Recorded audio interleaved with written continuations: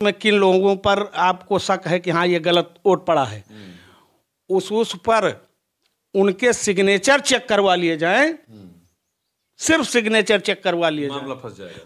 तो मैं गारंटी करता हूं अगर मैं गलत हूं तो मुझे फांसी की सजा या जो भी सजा मिलनी चाहिए मिले, और या अगर वो गलत हैं तो चुनाव दोबारा होना चाहिए।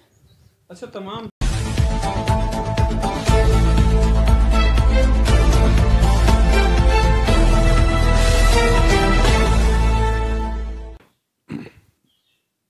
दोस्तों नमस्कार। एक बार फिर मैं मिल्कीपुर में उपस्थित हूं और आप लोग लगातार देख रहे होंगे मिल्कीपुर के खबरों के बारे में पूरी देश दुनिया की निगाहें बनी हुई थी।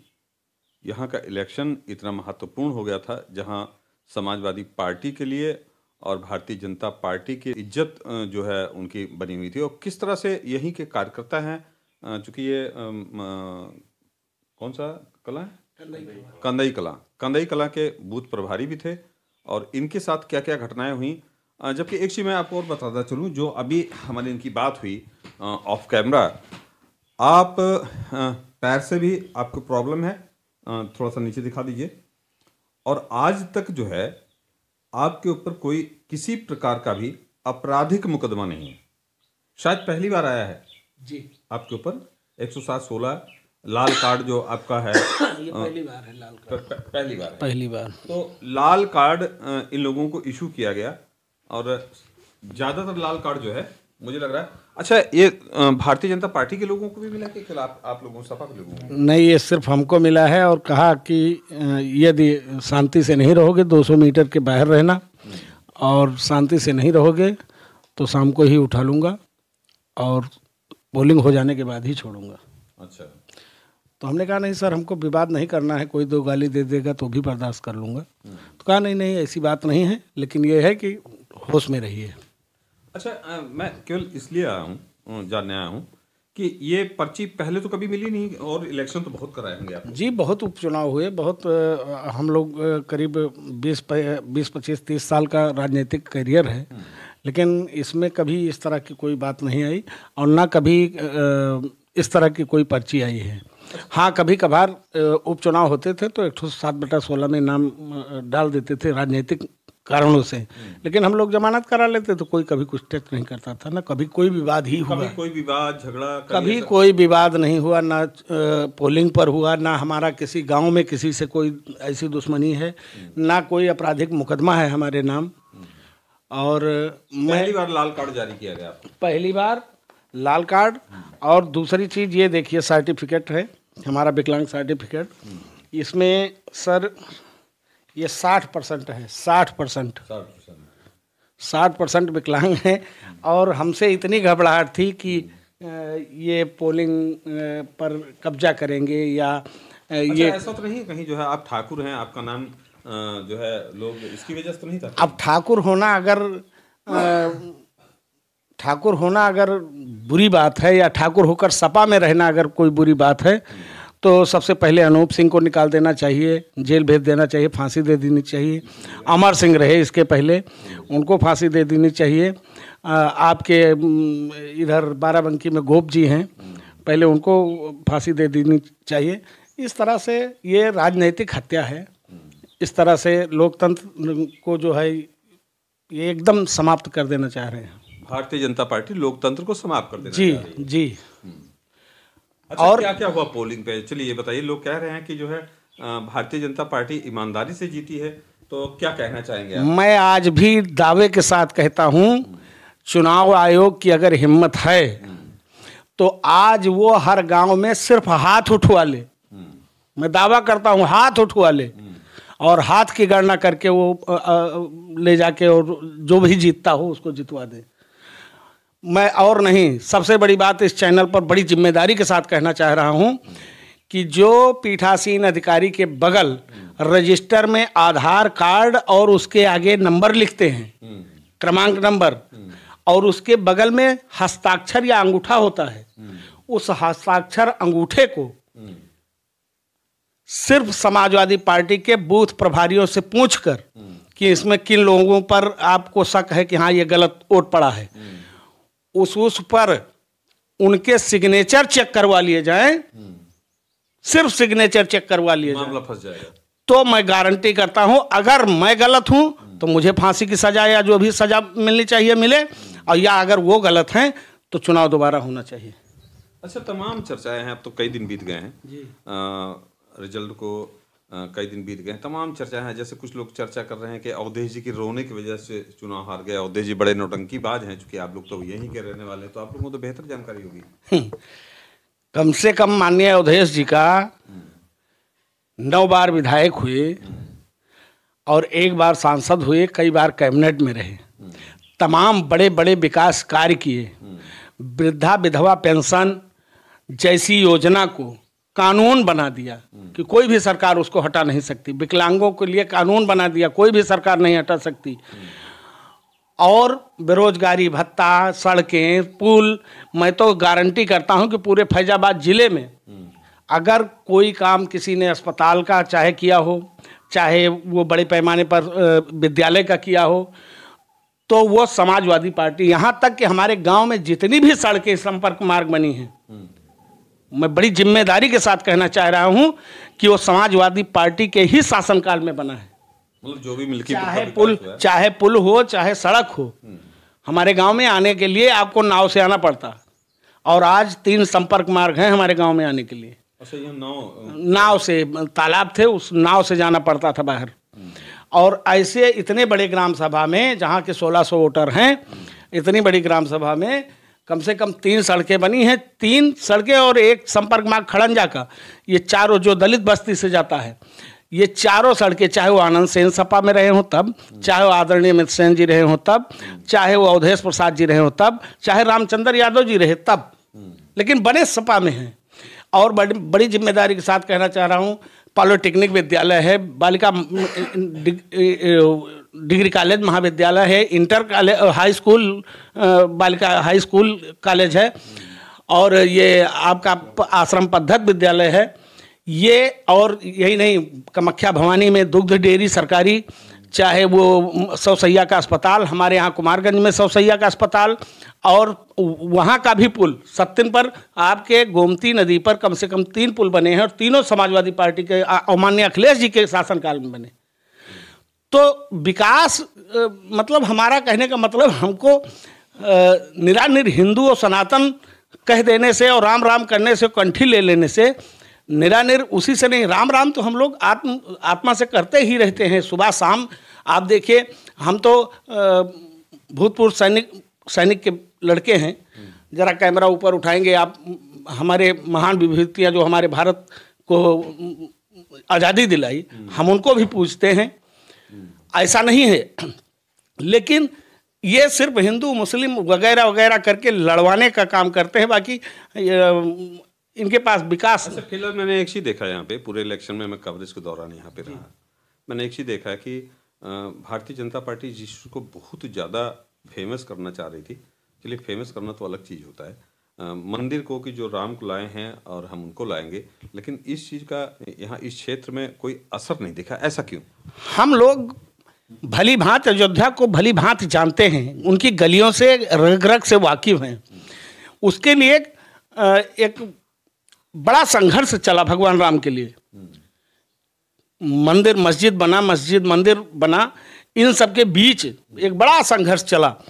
उस संघर्ष में जिन लोगों ने कुर्बानी दी, वो तो कहीं नाम, उनका तो कहीं नाम ही नहीं है, क्योंकि 500 वर्ष पहले रायपुर के ठाकुर रहे हों, बनबीरपुर के ठाकुर हों, ये लोग लाठियों से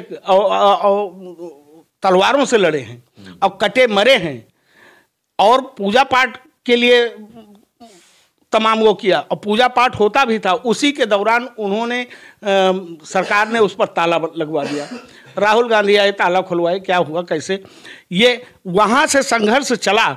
तो अयोध्या के महंतों ने और चारों शंकराचार्यों ने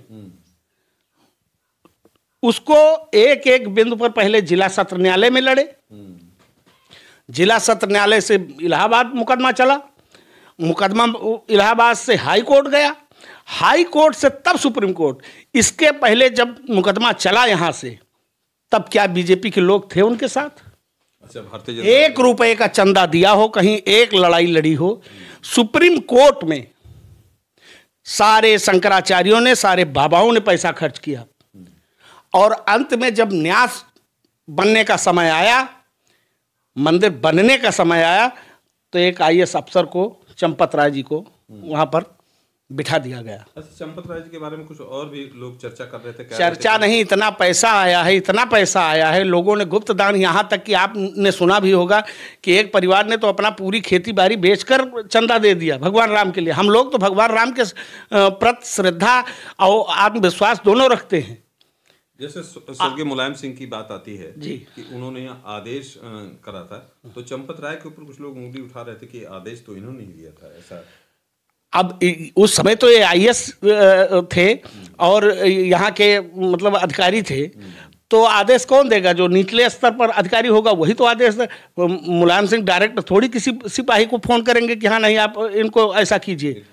लेकिन अगर मान लीजिए सर ये बात होती है किसी चैनल पे, तो अगर रक्षा मंत्री आप हैं या आपको कोई किसी सामान को रखाने की जिम्मेदारी दी जाती है, संवैधानिक पद के हिसाब से यदि आपको ये रखा जाता है कि इसमें कोई चीज़ गड़बड़ ना हो और उसको हम तोड़ने जाएं, तो बताइए आप वहाँ पर उस ड्यूटी पर लगे हैं तो आप क्या करेंगे?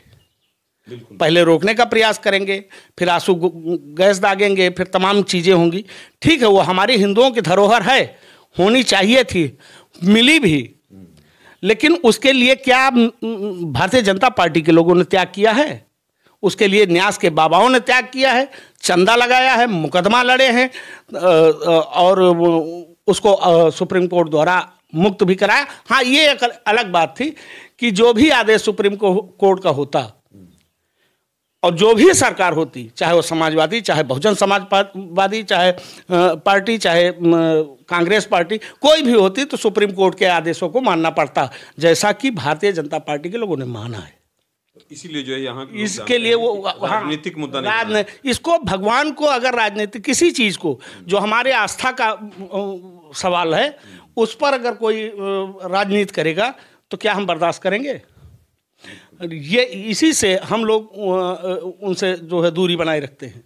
अच्छा, जैसे बता रहे हैं कि ये तो राम की नगरी है जी, राम की नगरी में और बाबा मुख्यमंत्री हैं जी, तो बाबा मुख्यमंत्री हैं तो लोग बता रहे हैं यहाँ मान लीजिए जिस हिसाब से इलेक्शन जीता गया, क्या अच्छा होगा अगर जिस हिसाब से इलेक्शन जीता गया? सर ये तो आप भी जानते होंगे, आप चल रहे हैं, टहल रहे हैं, देख रहे हैं। पहले तो इन्होंने शाम, बड़ी अच्छी राजनीति है उनकी बाबा की, पहले शाम समझाया, 40 कैबिनेट उतार दिए और लोगों के पास जाना आना, मिलना जुलना ये हुआ। जब समझे कि उससे काम नहीं बनेगा तो इन्होंने बेलो बदले। बेलों के बाद फिर इन्होंने समझा कि ये तो वोटर लिस्ट की बात हो गई, लेकिन फिर भी इस पर लोग आपत्ति जताएंगे, तो इन्होंने क्या किया, तीनों थाना अध्यक्षों को और सारे सर्किल के जितने भी मुसलमान यादव पुलिस सिपाही, यहाँ तक कि होमगार्ड भी रहा हो, तो उसको बाहर कर दिया चुनाव से। अब जब उससे हुआ, हम लोग सर रात में शाम को सोते थे तो डर के सोते थे कि कहीं ऐसा ना हो पुलिस आ जाए, उठा के हमको ले जाए, हमको बेइज्जत कर दे। हम कहीं जा रहे हैं तो कहीं ऐसा ना हो कि हाँ हमको बेइज्जत करके 2 थप्पड़ मार दे। मतलब लोगों को टारगेट किया गया। अच्छा, जिन लोगों को टारगेट किया गया चुनाव के दौरान किया गया था या चुनाव से पहले? चुनाव के 10 दिन 5 दिन पहले से ये सिस्टम चला कि आप होश में रहिए, कहीं इधर उधर मत कीजिएगा। हम लोग कहें सर, हम लोग तो कहीं कोई दंगा फसाद या कुछ कर ही नहीं रहे हैं। जैसे सरकारी कर्मचारी जो बदले गए जी, तो आचार संहिता के बीच में किसी का ट्रांसफर पोस्टिंग नहीं हो सकती। नहीं तो सर उसके पहले ये उनको बदल चुके थे। अच्छा, बदल चुके थे। उसके पहले ये चुनाव में बदल चुके थे कि यदि जरूरत पड़ी तो हम इनको लगाएंगे। जब उनको लगाया तो उससे भी लोग नहीं डरे, उससे भी लोग नहीं डरे, कहा हमारा मत है, हम सर देंगे। अच्छा, चुप रहे समाजवादी पार्टी के लोग। लेकिन गड़बड़ कहाँ हुई, डिम्पल जी जब आई हमारे यहाँ रोड शो में, तो लोग साइकिल से, मोटरसाइकिल से, मेरा नेता आया मैं जाऊंगा, कहीं कोई अवधेश जी ने ना कहीं तेल दिया ना कहीं पैसा दिया किसी को, कार्यकर्ता को, किसी भी समर्थक को। लेकिन वहाँ पर इतने भीड़ पहुँच गई कि उनको कंट्रोल करना मुश्किल हो गया। उस पर बैनर फाड़े गए, ये सब चीज़ आपने देखा भी होगा चैनल के माध्यम से। तो उसके बाद दोबारा जब अखिलेश जी आ गए तो उसमें और बम्पर भीड़ हुई, लोग उसमें रूट ड्राइवर कर दिया और उनको जाने नहीं दिया, डंपर लाके खड़े कर दिए। खैर ठीक है, ये चीज़ जब वो समझ गए कि इतना भारी सैलाब है अगर, तो जाहिर सी बात है हम चुनाव हारेंगे, तब उन्होंने पीठासीन अधिकारियों को लगा दिया, चूंकि उनको नौकरी करना है। कुछ लोग पीठासीन कह भी रहे थे सर, चैनलों पे कुछ लोग, सब लोग तो भाजपा उसके वो समर्थक तो हो नहीं सकते अंदर से, कुछ लोग उसमें भी सारे कर्मचारी, हाँ सारे, लेकिन उनको कहा कि भैया नौकरी करना है। और मैं गारंटी करता हूँ एक एक लोगों ने 4-4 वोट डाला है, और वही हस्ताक्षर मिलवा लें उस बुक से, उसी से पंपलेट जो मिलता है उसके हस्ताक्षर मिलवा लें, और अगर कम से कम एक सर्किल में 150 नहीं आएगा, 150 वोट गलत नहीं आएगा, तो मैं राजनीति छोड़ दूंगा और हमको सजा दे। अच्छा, आप क्या कहना है कि भारतीय जनता पार्टी पूर्णतः बेईमानी से जीती है? अब इसमें और क्या कहें सर, ये भी तो डर लगा है कि अगर हम आपके चैनल के माध्यम से बेईमान कहेंगे, झूठा कहेंगे, इस तरह से कोई बात कहेंगे सरकार को, तो सरकार अभी तो सरकार ही है ना, सरकार है, सरकार अभी तो सरकार ही है। मतलब सरकार अब प्रजातंत्र की पूरी तरह से प्रजातंत्र छोड़ दीजिए सर, समाजवादी पार्टी लोगों के पीछे पड़ी है। अब हम लोग अपनी जान 27 तक बचाएंगे, लेकिन यही एक एक कार्यकर्ता 27 में आग का गोला बनेगा, 27 में आग का गोला बनेगा। तो दोस्तों, ये थे ठाकुर सरबजीत सिंह, कंदई कला। आप लोगों ने देखा लगातार, चूंकि चुनावी कवरेज चल रही थी, कोई मानने को तैयार नहीं है। मुझे तो एक चीज़ समझ में नहीं आ रही, चूंकि हम लोग तो फ्रीलांस जर्नलिस्ट, जब भी कोई न्यूज़ दिखाते हैं तो बीच में हमारे ऊपर इलेक्शन के दौरान हम लोगों पे ब्लेम लगे कि ये समाजवादी पार्टी के चैनल हैं। जबकि एक चीज़ आप लोग बताइए, ईमानदारी से, जो लोग पढ़े लिखे हैं, ईमानदारी से बताइएगा कि जो जर्नलिस्ट होता है, जर्नलिस्ट का कर्तव्य क्या होता है। आप ही लोग कमेंट में बताइएगा, मैं नहीं बताऊंगा। अगले जो भी कोई न्यूज़ होगी, वीडियो होगी, उसमें आप लोगों को बताऊंगा। फिलहाल आप लोग बताएंगे कि एक जर्नलिस्ट का कर्तव्य क्या होता है, विपक्ष के साथ खड़ा होना या सत्ता के साथ खड़ा होना। ये मैं आप लोगों को सुझाव दे रहा हूं, आप कमेंट के रूप में जरूर बताइएगा। आप देख रहे हैं भारत दैनिक दर्शन, मैं विक्रम सिंह, नमस्कार। वीडियो अच्छी लगे तो शेयर कर दीजिएगा।